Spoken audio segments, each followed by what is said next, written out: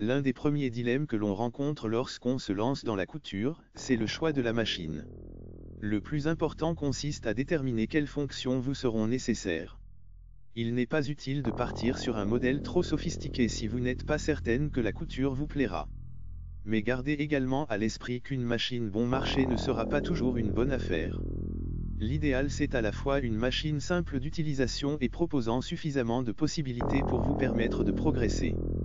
Pour bien choisir sa machine à coudre, il est important de prendre en compte ses désirs créatifs et le temps que l'on souhaite y consacrer, occasionnel ou régulier, reprise, habillement, décoration, patchwork, broderie ou encore le type de tissu que l'on souhaite travailler.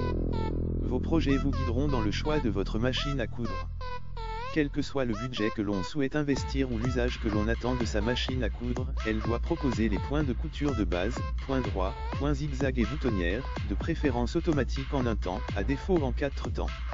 Attention, la mention « boutonnière en 4 temps » signifie que vous devez changer 4 fois vos paramètres de couture afin de coudre les 4 côtés de la boutonnière. Sur une chemise, cela peut être fastidieux.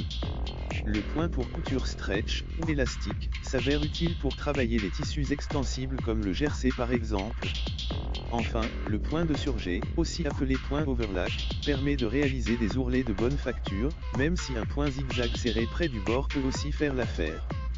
La machine à coudre doit proposer un minimum de pieds presseurs, ou pieds de biche, 4 dans l'idéal, un classique, un pour les fermetures éclairs, un pour les boutonnières et éventuellement un pose-bouton, pour cadrer les boutons.